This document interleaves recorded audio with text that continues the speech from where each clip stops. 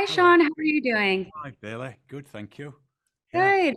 So I wanted to start off by saying we all know there's a huge following of the original Saint Seiya manga and series, and fans want to know what did you guys make sure to keep and put into the live action version? Well, I wasn't that familiar, to be honest, with the stories because we've never seen them in our country, in the UK, really. They're not as popular as they are in, for instance, South America and Poland and Mexico, and Mexico, South America. but so I wasn't really that familiar with it all, and it was a matter of just trying to gain some knowledge before we started filming and during rehearsals and talking to the director and just get. I didn't realise the scale and the size of the popularity. You play the father of Sienna, and she is the reincarnated goddess, and you pick her life over everyone else's because she's your daughter and you love her. And this reminded me of a very trending show right now. Have you seen The Last of Us? I've seen yeah, I've seen about the first three episodes, yeah, but I've not been able to get it for some reason. Our TV at home, but yeah, I know what you mean, and it's from what I've seen, it's fantastic, and the girl that he comes Yes. across that girl, and He picks her over humanity. So I have to ask the question, what would you do personally? Would you pick your daughter or humanity? well, I think he's picking his daughter and humanity because this character Alman Kiddo, he sees her as someone who will be a good force for the world. Yeah. I know she's a goddess of war, but also wisdom. So she's a kind of double-edged sword there. But he has great belief in her, and even to the point where he sides with Sienna and decides that his wife is not involved. He don't want his wife involved anymore. She wants, Gurad wants to harm Sienna, and Alman Kiddo doesn't that's the opposite. So he chooses between his wife and his child, and he chooses the child. I just want to let you know I asked my dad that question and he picked humanity. So there was no wrong answer there. You can say Yes, yes, what. that, yeah, yeah, Well, as somebody who shot many fight scenes, I was curious from the actor's perspective, was it shot any differently in order to look like the anime style?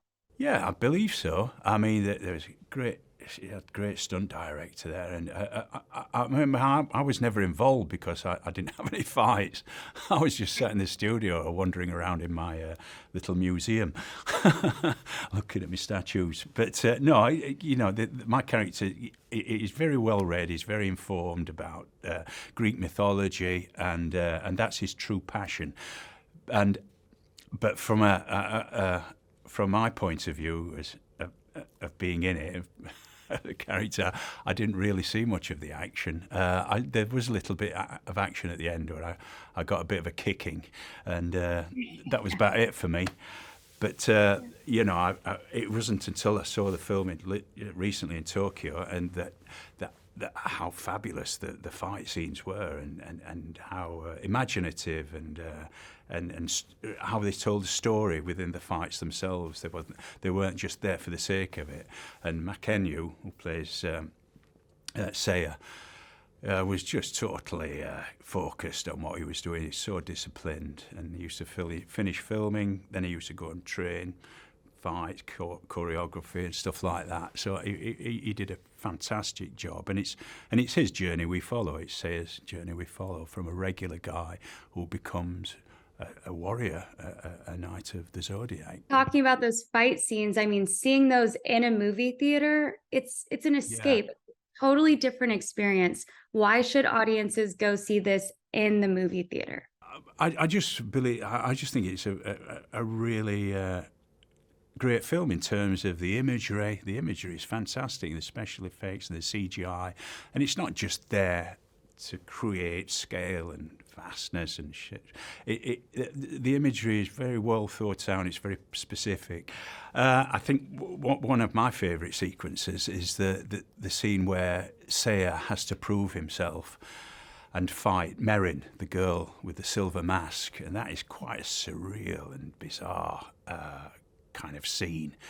And that's where you see his skills as a fighter, and this wonderful landscape of like red dust with these columns that are slightly crumbling that seem to be floating, and this wonderful Athenian face in the background, almost like a star, almost like a planet's features, and that's to me what makes it a little bit different. You know, there was such thought what went into the process of that scene, and it's just well played all round. I think the characters are very believable. They're very grounded, and it mixes, as I said, the Greek mythology with the Japanese anime, and it's a very entertaining and exciting film. And I hope we'll make some more. Yeah.